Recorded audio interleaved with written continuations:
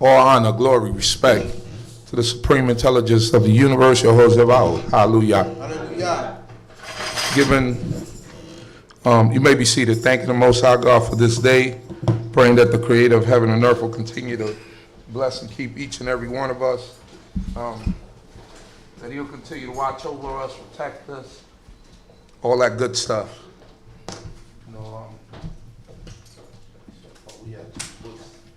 They got another one of them Apocryphas over there. I thought they had 2 books over here. Somebody must have grabbed one. That's how I just use my phone.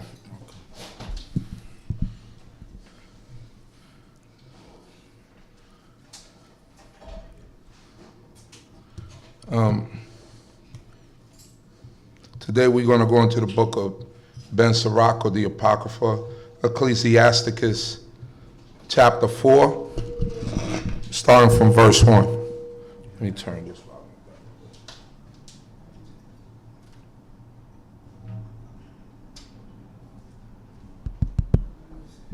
You ready? Okay. We're in the book of Ecclesiasticus, chapter 4, verse 1. Hallelujah. Hallelujah. My son, defraud not the poor of his living, and make not the needy eyes to wait long. Go ahead. Make not a hungry soul sorrowful, neither provoke a man in his distress. Go ahead. Add no more trouble to an heart that is vexed, and defer not to give to him that is in need. My son, defraud not the poor of his living, and make not the needy eyes to wait long.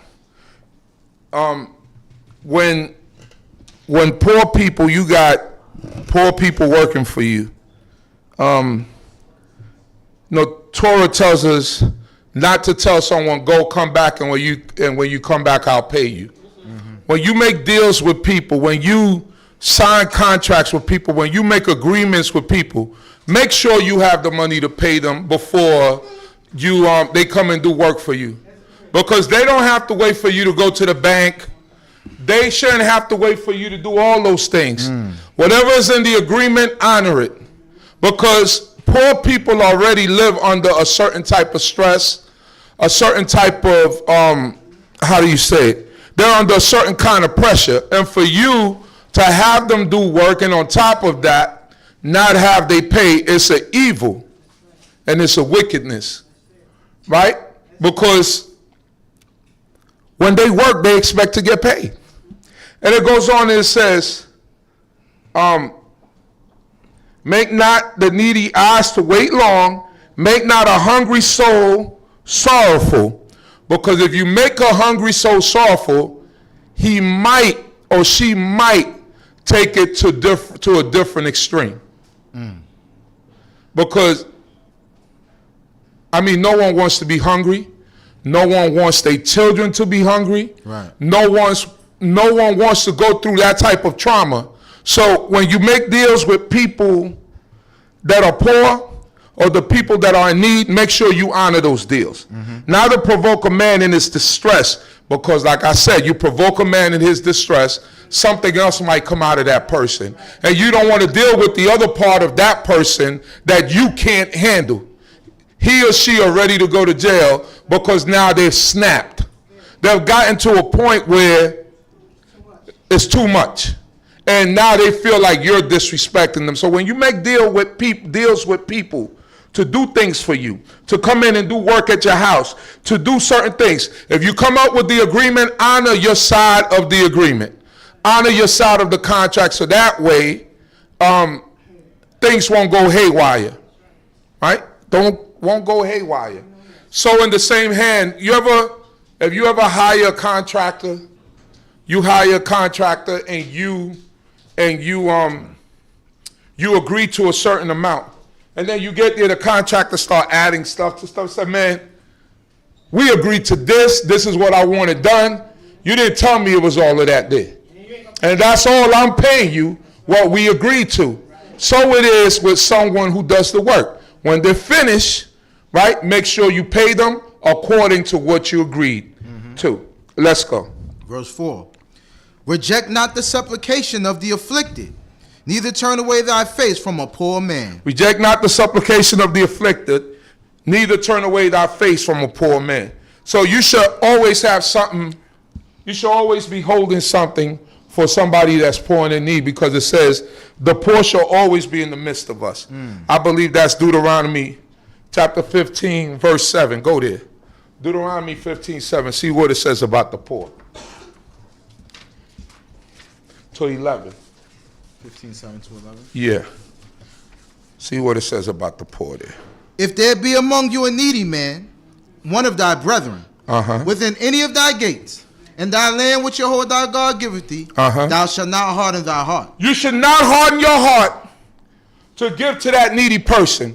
Why? Because there's always going to be needy in the midst of you. Read on. Nor shut thy hand from thy needy brother. Don't shut your hand from that needy person. And this was speaking about the law of the year of release. It said the 7th year of release come upon you, and that needy person come to you during that 6th year and say, I need something, because the 7th year of release is coming up. Don't shut your heart. Don't shut your mind down and say, I'm not giving it to him because he or she are not going to pay me back by this 7th year. If you have it by you, give it to him, because you don't know when your time might come. It said, cast your bread into the water so that it might return unto you. Know what that means? Do good for someone, because perhaps one day that goodness is going to return to you and your person. So always keep something at hand for someone in need. And always look out for the poor and the needy, because this is life. Read on. Keep going. But thou shalt surely open thy hand unto him, and shalt surely lend him sufficient for his need and that which he wants. Not only should you lend him, but sufficient to his need or to her need, as sufficient meaning enough to where they don't have to come back and beg you or ask of you. Let's go. Beware that there be not a base thought in thy heart. Beware that base means an evil or wicked thought in your mind. The 7th year, the year of release, is at hand. The 7th year, the year of release is next year. Let's go. And thine eye be evil against thy needy brother, and thou give him naught, and he cry unto Jehovah against thee, and it be sin in thee. You can't give what you don't have. So if you don't have it, you can't give it. That's not what it's talking about. You have it. You have it to spare. So therefore give it. Let's go. Thou shalt surely give him, and thy heart shall not be grieved when thou givest unto him. Don't be like, man, I know I shouldn't have given them. I shouldn't have gave enough because I ain't going to get it back. I'm not getting it back. Just give it, and that's it. Put no thought to it. Let's go. Because that for this thing, Jehovah thy God will bless thee in all thy work, and in all that thou puttest thy hand unto. What's a better blessing than a blessing from God? So because of all this, your whole God will bless the works of your hands. It's a blessing from God to give to the needy and to the poor. That's right. Let's go. For the poor shall never cease out of the land. Therefore I command thee, saying, thou shalt surely open thy hand unto thy poor and needy brother in thy land. Because the poor will never stop being. We're going to always have poor people in the midst of us. Last week, some of our brothers and our sisters went out, fed the poor, the needy, clothed them. That's the type of stuff we're supposed to be doing. These are the outreach programs that we're supposed to be doing. We had, sisters cook. They had coats. They had toiletries. They had all of these things. That is what we're supposed to be doing. It says, I believe it's in the book of Proverbs. Let me make sure I get the right chapter and verse. Let me see here. Proverbs 19:17. Go there.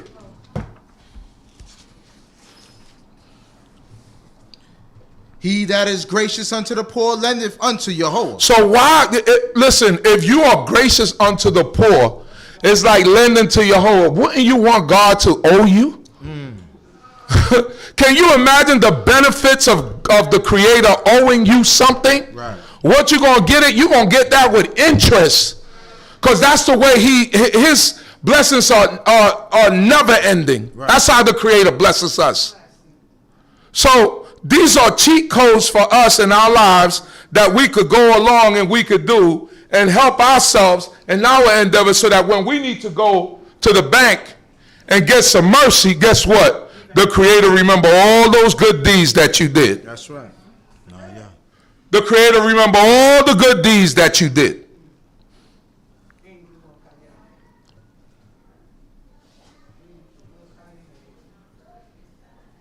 Let us go. Go back to Sirach. Verse 5. Turn not away thine eye from the needy, and give him none occasion to curse thee. Man, don't turn your eye away from. Give him no occasion to curse, because he could see obviously that you have it. Right. And now you don't want to give it to him. It's like when you were young and you had, like somebody's father will come along and look out for you, be there for you, didn't shut their home, or someone's mother didn't shut their home because they knew you came over there at that time, every time when it was dinner time. So that mother cooked a little extra because she know that little John from down the street is going to be coming over. She did that out of the kindness of her heart. That father did a little bit extra for that boy because he knew that at home something was lacking. Those are the type of acts of kindness that we're supposed to do. You see the person by the subway every morning and you can help them. Never think about what they're going to go do with that money, because you don't know what they're going to do with the money, but you looked out for the poor and the needy. You did a righteous act, and God is going to bless you for it. And he said that, and it says that when you give unto the poor, you show graciousness or kindness to the poor, it's like lending unto the Most High God. So the Most High God is in debt to you. Let us go. For if he curse thee in the bitterness of his soul, his prayer shall be heard of him that made him. You hear that? For if he curse thee, you know why? Because God know you have it. So if he curse you in the bitterness of his soul, God know you have it. You refuse to look out for the poor and the needy, and then the Most High God will take it out on you. Because the Creator already told us that the poor and the needy will always be in the midst of us. We go, you got to look for the people in the congregation that are poor and needy. You have to look out for the sons and the daughters that might need a little extra help. You have to help those that are in need. That is a law. That is a command. Let's go. Get thyself the love of the congregation, and bow thy head to a great man. Say, get thyself the love of the congregation, and bow thy head to a great man. So you get yourself the love of the congregation by being concerned with what's happening in the congregation. By being concerned with the people. Like I said, you look out for the poor and the needy. You look out for those brothers and sisters who might be going through something. You have to be able to communicate with people. You know who did it? Absalom did it. Right then, Absalom did. They say he stood at the gate of the city while all the people were coming in to get judgment from King David. He said, "Oh, will the people come to me, and I will discuss or judge the matter in a righteous way." And that's how he stole the hearts of the people. But that's not what we're trying to do here. What we're trying to do here is find out and look out for who is in need in the midst of the congregation. This is what this is talking about. Look out for those who are in need. Find out what's going on with them, what's happening. Right. Who's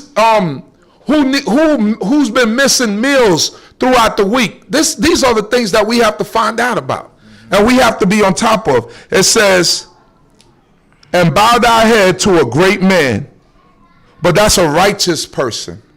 A great man or a great woman that's righteous. You bow your heads before them because you're not going to go up to a great person and disrespect them. You're not going to go up to Prince Zeriel and be like, "Yo, what's up, Al?" You're not going to go up to Corn Mikhail and be like, "Yo, what's up, Mikhail?" You respect people of wisdom, people of honor. You respect. You bow your head, meaning you respect them.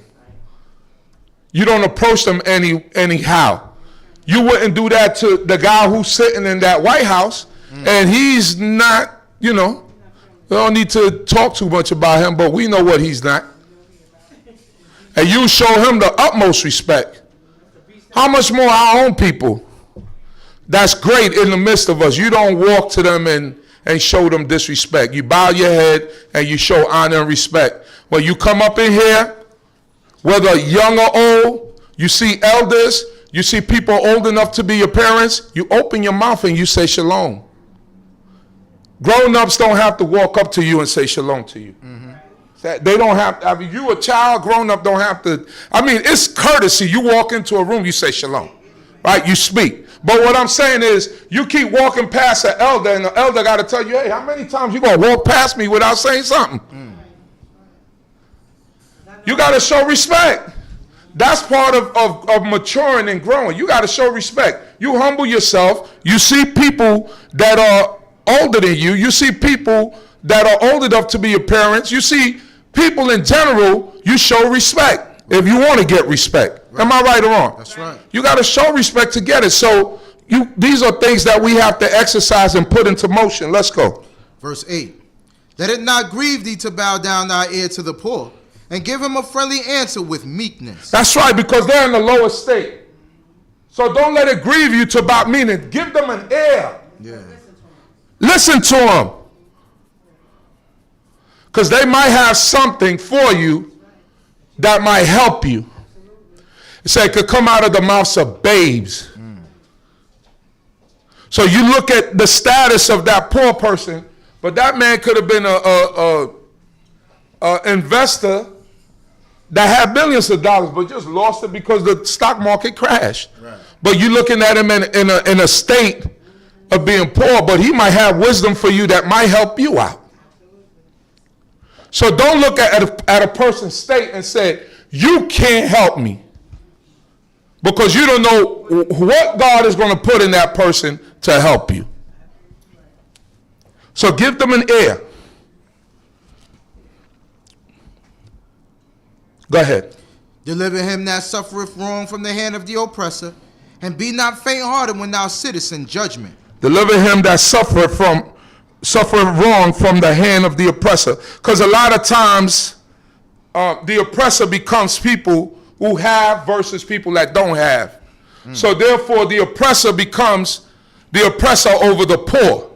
So if you have it in the power of your hand that you see something wrong happening to a person because they're poor, they might not be poor, but it's talking about the poor here. You have to say something and you have to defend. You have to get in the way of that.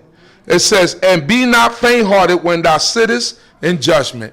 Because you can't be faint-hearted, because in sitting in judgment, you're going to have to make tough decisions. And sometimes some of the decisions go against the people that you love and care for the most.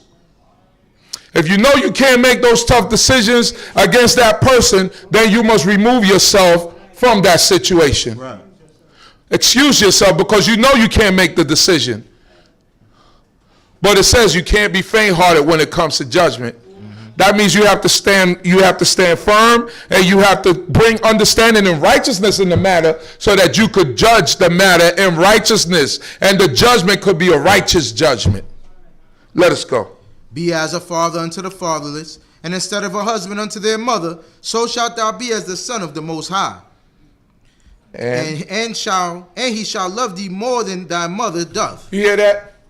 Said, be more of a father to the fatherless, and as a husband unto the widow, because it's speaking about orphans and a widow.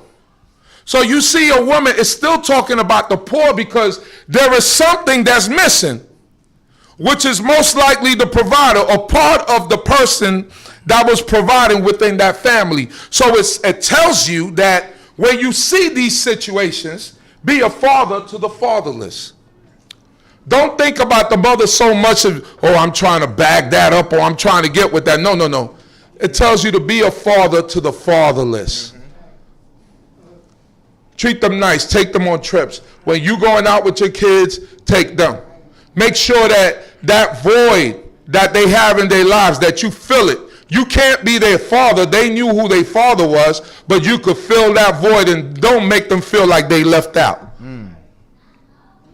And for the mother, be as a husband. Sis, you need anything? I'm going to make a store run. Do you need me to do something for you? Do you need me to fix anything around the house? Is anything went wrong? Oh, the stove broke down. Let me come check it out. You know, your car needs an oil change. You don't know how to do it. Let me take you down and show you how you do these things. Or let me change it myself. Or let me take it to the mechanic, because mechanics tend to want to take advantage of women. That's what it's talking about. Be good to people who are in need. This is what it's talking about. Be good to people. So shall thou be as the son of the Most High, and he shall love thee more than thy mother doth. And we know the love that a mother has for a child, for a son. So the Most High will love you even more. His love will surpass the love of your own mother if you do these good deeds. It's a blessing. It's a blessing to help out people. It's a blessing to look out for people. Let us go. Wisdom exalteth her children, and layeth hold of them that seek her. You see, wisdom exalteth her children, and layeth hold of them that seek her. It's like, it says, Proverbs 14:34 says, righteousness exalt a nation, but sin is a reproach to any people, right? But wisdom exalteth her children. We are the children of wisdom. And it exalts us. It brings us to a higher state. That's what wisdom does. So what is wisdom? Wisdom is the ability to use one's knowledge, experience, understanding, and insight to make sound judgments and decisions that promote well-being and the common good. The ability to use one's knowledge, experience, and understanding and insight to make sound judgments. That's what wisdom is. The ability to make sound judgments with everything that you have. Make right decisions. That's what a sound judgment is. Making the right decision at all times. So wisdom exalteth her children, and layeth hold of them that seek her. But you have to seek that in order for her to lay hold on you, because wisdom is a feminine thing that men hold on to, right? And they carry, but you have to seek it. If you don't seek it, you're not going to find it. Let us go. Verse 12. He that loveth her loveth life, and they that seek to her early shall be filled with joy. He that loveth her loveth life, and they that seek to her early shall be filled with joy. Because the earlier you seek wisdom, the better it's going to be for you in your life. The earlier you start mingling with wisdom. Don't mingle with Hennessy. Don't mingle with weed. Don't mingle with all that stuff. Mingle with wisdom when you're young, because that's what you need. Hennessy and all that stuff will come later.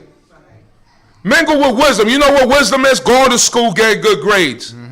Go on and get the things that you're supposed to get in order to be a successful man or woman on this earth. That's what wisdom is.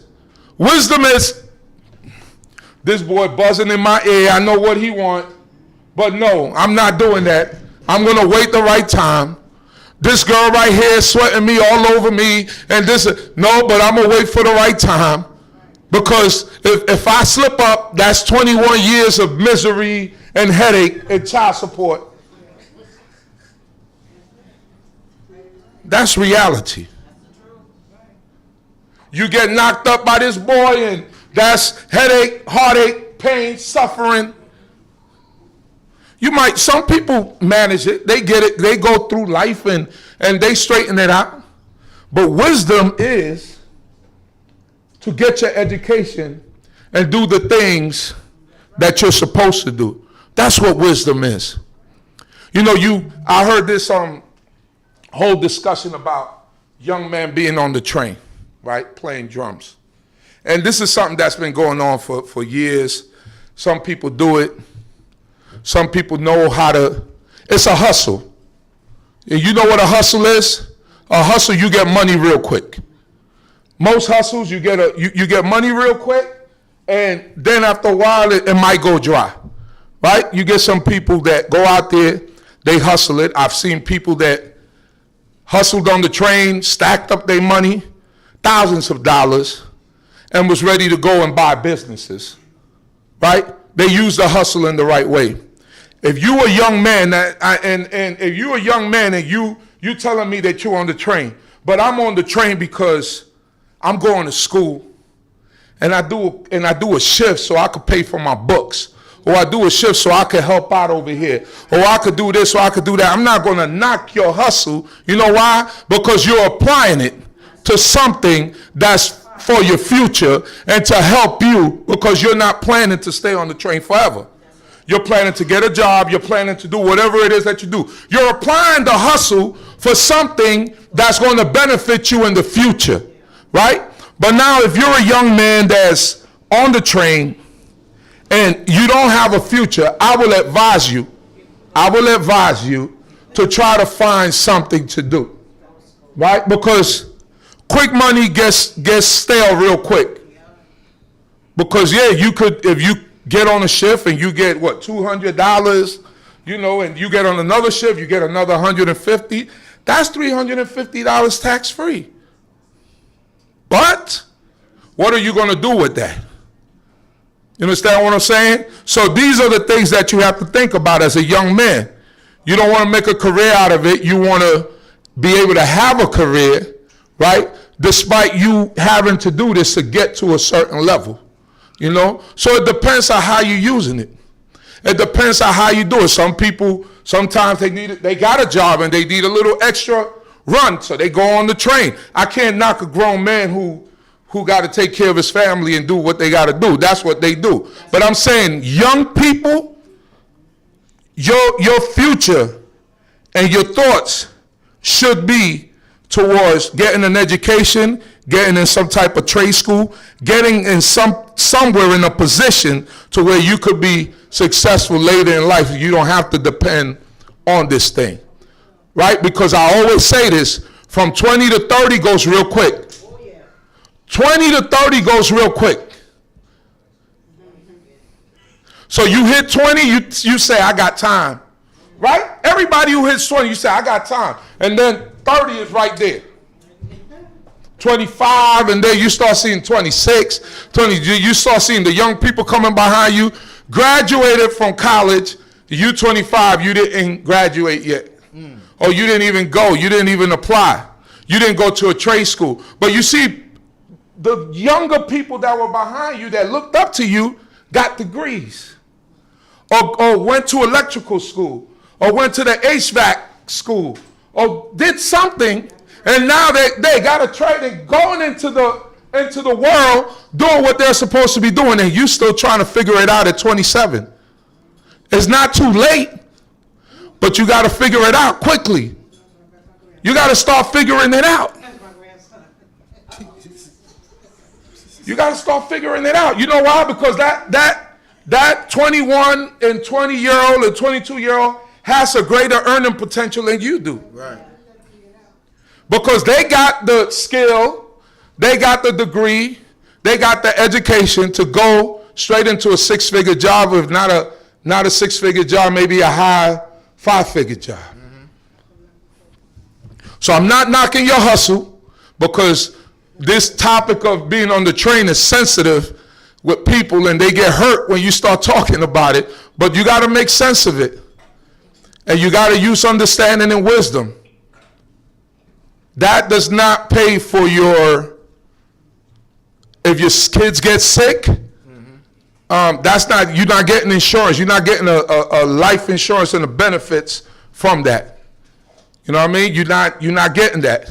When you have a job that you go to, you pay for your benefits, so that if your children get sick, they take it out of your check automatically, right. So that when your children get sick, you could go to the hospital, right, and give them that Aetna card, or what's the other ones, United Healthcare, or whatever. And invest in your retirement too. Invest in your retirement. That's right. Nothing wrong with hustling, but know how you doing it and know how you applying your hustle. That's right. Let us go, my brother. Verse 12. He that loveth her loveth life, and they that seek to her early shall be filled with joy. He that loveth her loveth life. If you love wisdom, you love life. Let's go. He that holdeth her fast shall inherit glory, and wheresoever she entereth, Yahweh will bless. Yeah, when you walk with wisdom, people could see that. Right? Look at that young man. That young man is wise beyond his age. Look at that young lady. She's wise beyond her years. People could see that you're moving with wisdom because you're taking all the steps that you're supposed to take in life so that you could be successful in life. So you're walking with wisdom. You're going to make mistakes along the way, though. You're going to stump your toe. Let's minimize those mistakes because we're not perfect. I'm not expecting no one here to be perfect. No one here is perfect. So you're going to stump your toe. You're going to say things. You're going to, there's going to be certain acts. We hope that the acts are not that great. But this is life. Life happens. Right? But along the way, you want to improve and you want to get better. Let us go. They that serve her shall minister to the Holy One, and them that love her, Yahweh doth love. You see, they that serve her shall minister to the Holy One. Those of us who serve wisdom, we're going to minister. We're going to do works before the Creator. That's these young men, these young ladies that dedicate their lives every week to come out here. They can make a choice and say, I don't want to do this anymore, and be rebellious. But y'all being here, it's a sign that you fear God and that you walk with wisdom. That's right. The work that you do, you're drumming, you come up and teach, you do certain things, you clean up, all that is showing your wisdom and your understanding. Let's go. Whoso giveth ear unto her shall judge the nations, and he that attendeth unto her shall dwell securely. When you walk with wisdom, you are going to dwell securely because you're going to think before you act. That's wisdom in itself, or that's being wise in itself. Let's go. If a man commit himself unto her, he shall inherit her, and his generation shall hold her in possession. Why? Because you're going to pass it down to those that come after you.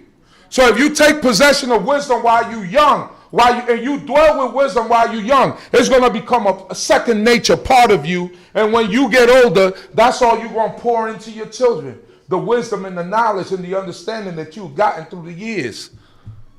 Let us go. For at the first she will walk with him by crooked ways, and bring fear and dread upon him, and torment him with her discipline, until she may trust his soul and try him by her Lord. It's talking about it's a figurative way of speaking about how wisdom has guided you through your life. It says, for at the first she shall walk with him by crooked ways. When you can't figure it out yet, when you're stumbling, you're falling, when you climbing on the table, right? You climb on the table after Ema and Abba told you, don't touch the cookies that's up there. But kids find things to climb on. They climb on the table and you catch them at the top of the cabinet like this. And then one day you just hear boom, boom, boom. And that was wisdom there with them. They didn't kill him. They didn't kill her, but now they understand. There's consequences for not listening to Emi and Abi. Right? Yeah, don't do certain things and now the consequences start. So wisdom is there for at first she will walk with him by crooked ways and bring fear and dread upon him. That fall brings fear and dread. Or fire to your behind bring fear and dread. And wisdom kicks in and says, I'm not going to do that no more. It says, and torment him with her discipline until she may trust his soul and try him by her laws. It comes a point in life where you don't make those mistakes anymore. Right. Until she trusts him, and now she could dwell securely by you. Because wisdom flees away from foolishness, from unholiness, and from unrighteousness. Yeah. It don't dwell with an unrighteous person. Wisdom only dwells with righteousness. Let us go, my brother. Then will she return the straight way unto him, and comfort him, and show him her secrets. So then will she return the straight way unto him, and comfort him, and show him her secrets. The secrets of wisdom are understanding, knowledge. That's right. How to use discretion. These are the secrets of wisdom. She will return unto you when you are there waiting for her. Let us go. But if he go wrong, she will forsake him and give him over to his own ruin. You hear that? Wisdom flee away from you when you wrong. Don't want to dwell in the midst of you. You're like a disease, like something that is low tov. Tameh. Let's go. Observe the opportunity and beware of evil, and be not ashamed when it concerneth thy soul. Observe the opportunity and beware of evil, and be not ashamed when it concerneth thy soul. Observe the opportunity and beware of evil. Don't follow everyone, because everyone don't have your best interest in mind. Beware of the evil that people have, and the people do not have, but the people do. And if you know it's wrong, don't hang around it. It's going to elaborate on that. Let's go. For there is a shame that bringeth sin, and there is a shame which is glory and grace. For there's a shame that bringeth sin. You so proud, you so harsh, and you don't want to admit to your wrong. But you did wrong. That's why there's a shame that bringeth sin. But you continue in that wrong because you can't admit to your wrong. That brings sin. Because you pile sin upon sin. You breaking the commandments of God, and in that breaking the commandment, you continue to pile on sin to sin because of your own stubbornness. And it says, what verse was that? 21. 21. And there's a shame which is glory and grace. You know what that is? You did something wrong, and you say, I know I'm wrong. Contrite spirit. Then you allow wisdom to return to you. You know why? Because you humble yourself. That's also one of the secrets of wisdom, that it allows you to be humble. If you can't be humble, you cannot obtain wisdom. You have to be humble. Humble means knowing when you're wrong, admitting when you're wrong, and accepting wrong. Right? Alcoholic. First road to recovery is to what? Admit it. Admit that you have an addiction. That's right. Let us go. Accept no person against thy soul, and let not the reverence of any man cause thee to fall. You hear that? Let not the reverence of any man cause you to. I don't care what that person is to you. If they're doing wrong, don't let them take you down that road. That's right. If she's doing wrong, don't let her take you down that road.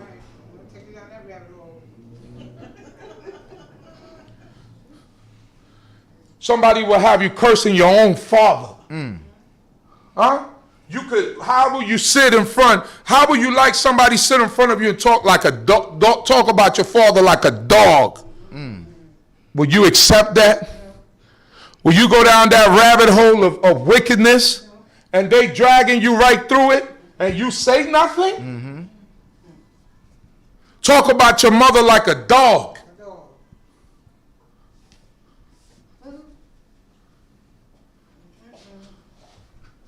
That's a wickedness. Let us go. And refrain not to speak when there is occasion to do good. And hide not thy wisdom in her beauty. Say, refrain not to speak when there's occasion to do good. When it's time for you to speak up, speak up. Because that's when your wisdom needs to be heard. You see everybody around you doing that which is wrong, and you feel like you're the only one that has that. You know what, man? This don't feel right. Speak up. That's why God gave you the mouth. That's what it's saying. Because peer pressure is a mother. Peer pressure is a mother.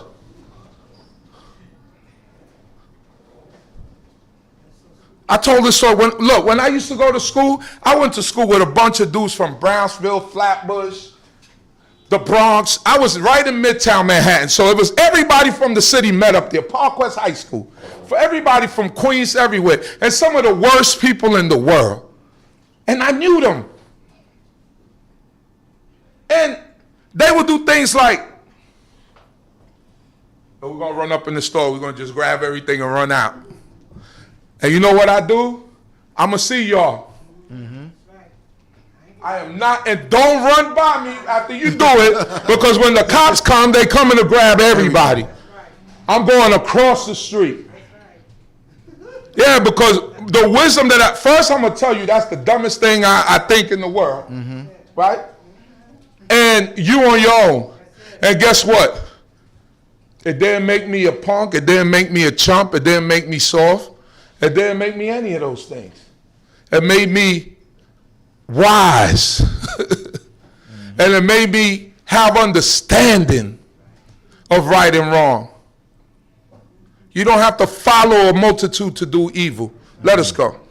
For by speech wisdom shall be known, and learning by the word of the tongue. And you know what? And when I used to say that, there was always one or two that if I wasn't there, there was always one or two that if I wasn't there would have went the same way that they went. But because I had the heart to say, I'm not doing that. That's the dumbest thing I ever heard in my life. You had the one or two that say, I'm going with that guy. Right. Because in my heart, I know what he's saying is right. Right. So you might defer people from doing that which is wrong. But if you never open your mouth, you might cause the one or two that you could have saved to go astray. That's right. That's why you open your mouth when you see something wrong happening, so that you could save those people. Let us go. In no wise speak against the truth, but be abashed of the error of thine ignorance. In no wise speak against the truth, but be abashed of the error of thine ignorance. Don't sit up there and try to go contrary to the truth. Right. Because everybody else is going contrary to the truth. The truth is verifiable. Right. So when somebody's telling truth, acknowledge truth. Right. And don't be caught up in your own ignorance. Because you know what truth is. But because you want to be cool, you want to fit in, or the peer pressure, like I said, you speak against truth, and guess what? That same truth is going to testify against you. That's right. You be the only one they pick out of the lineup, because they used to do that to us when we was young too. The police used to come to the schools and they used to say, we're going to pay you $100. We just need you to stand in the lineup. Just need you to stand in the lineup. We know you didn't commit the crime, but we just need you to stand in the lineup. Then you get picked. and then you get picked. Take a picture. Yeah, it was him. Are you sure? Yeah, it was him.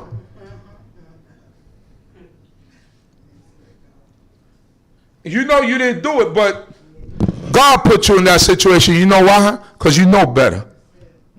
You know better. We know better. Our parents taught us better. I know many Israelites that got locked up because of the foolishness that they did and the things that they followed. Yeah, it's unfortunate, but that's what it is. Let us go. Be not ashamed to confess thy sins, and force not the course of the river.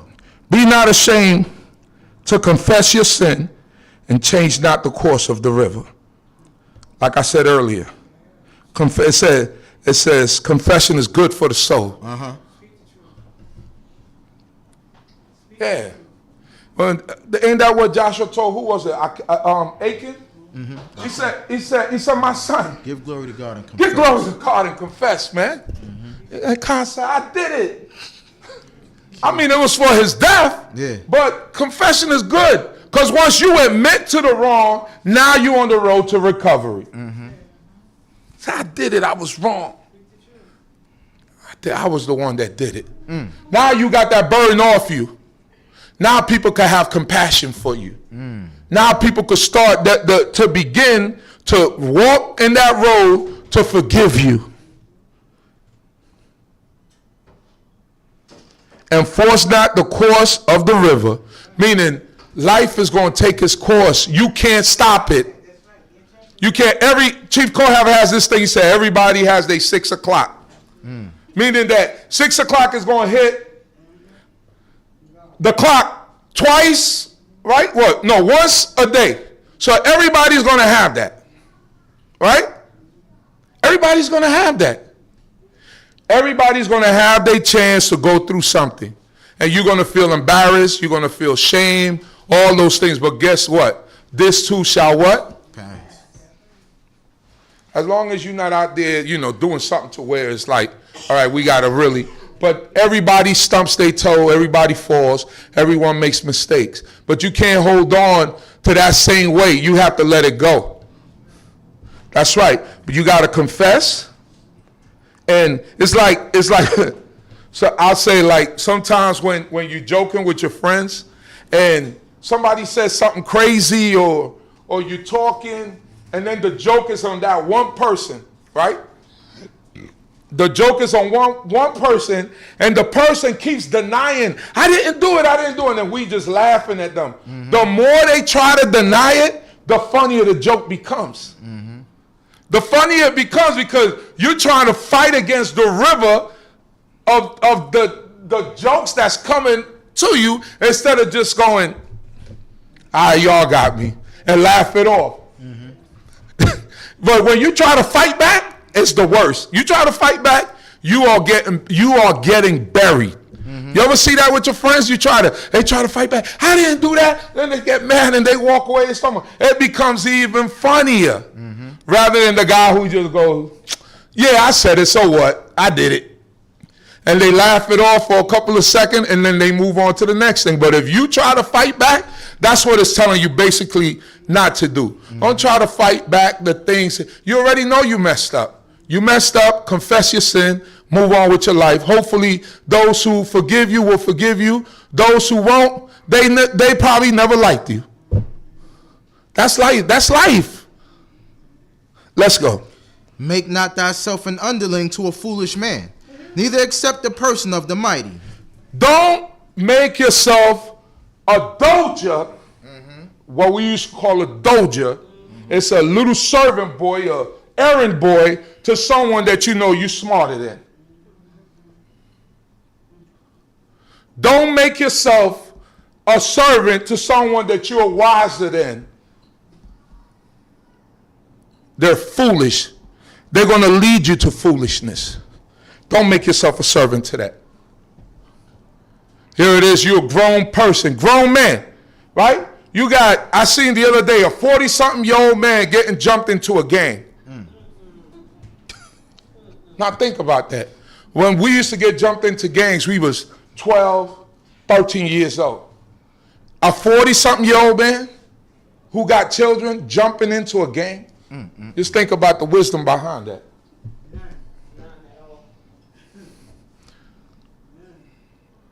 Don't follow people that you smarter than. Be like, I think this ride has to stop now because I'm not following this foolishness anymore. Right. That's right. Go ahead.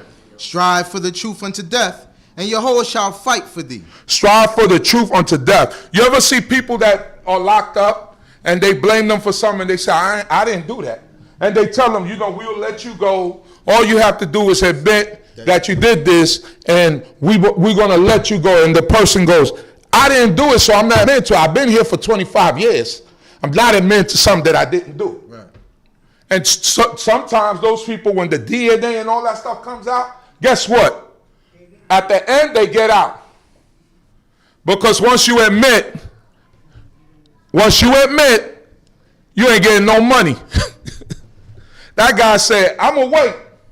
And you know how many cases been solved through DNA? Mm-hmm. And then at the end of it, you're going to pay me. Mm-hmm.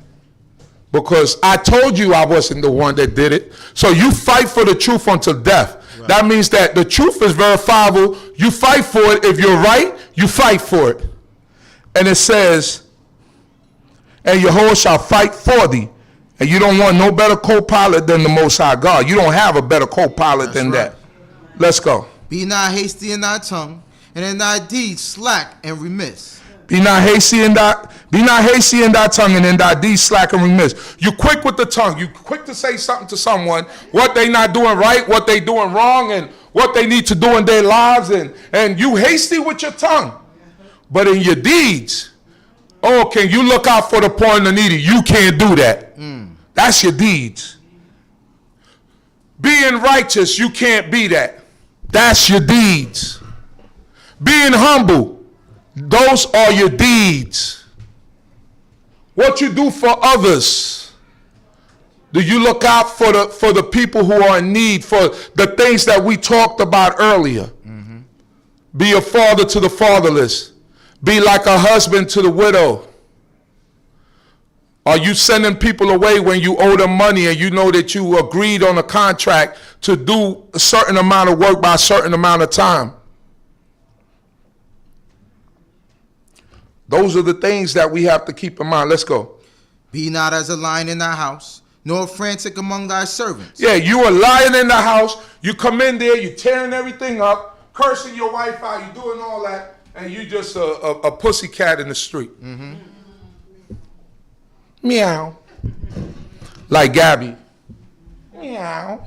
Welcome to the, what is it? To the dollhouse. I know there's a meow in there somewhere. Yeah, with the little cat ears. Mm-hmm. You a softy in the streets. But in the midst of the lion's den, when you outside in the jungle, right, you soft. But in your house, you want to beat on your wife. You want to do all types of stuff. You want to get carried away. You want to do all this stuff. You're on top of your servants. You're kicking them. You're whipping them. You're doing all that. But when you're supposed to have that energy, you don't have it. There's a time and place for everything. So when you're supposed to have the energy, you're not about that. Right. Let us go. Last verse. Let not thy hand be stretched out to receive, and shut when thou shouldest repay. Hallelujah. Hallelujah. It says, let not thy hand be stretched out to receive. Every time you borrow, you want. It's a particular thing that I have, a pet peeve of mine. Mm-hmm. When people tell me, borrow versus can I have? Right. For sure. So when people say, can I borrow? They gotta pay you back.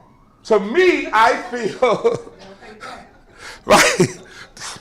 That's how I feel, though. That's how I really feel. That's what it is. That's literally when somebody says, can I borrow? Pay me back. Can I borrow $100? All right, I'll lend you the $100. Versus someone say, yo, man, I need $100. Can you spare it? Yeah, I could spare it. Yeah, you have. I know when I'm giving that, I'm never getting that back. Maybe not in that instance. Maybe that person sometime in the future might bless me and help me when I'm in need. But when someone comes to me, I don't care who it is, family member, I had a sister in Panama tell me, can I borrow this amount of money? And then she had every excuse, and then she ran out of excuses, right? And then she was just angry with me. And I'm like, you're angry with me. You're angry with me because that's a deflection from what you did wrong. How are you angry with me? You told me borrow. Oh, but you know, you in a better status. All right, I get that. If you would have said, can I have, and I had it, I would have sent it to you. But you said, you gave me a whole payment plan. Tuesday. You told me by the end of the month, I'm doing this, I'm doing that, and you told me all of that. So I was ready for you to give me my money back. But needless to say, I never got to lend you any money anymore. You know what I mean? Because you burnt that bridge. So don't be so quick to have your hand out to receive, and then you don't want to repay. You got to, when you say words have meaning. Mm-hmm. Borrow means you're going to pay back. To bless someone with something, that's a blessing. You're giving it from your heart, and you don't expect that to come back. I hope that you've gotten some out of the message, and I pray that the Most High God will bless us all. Hallelujah. Hallelujah. Moray, you're going to close it out on that.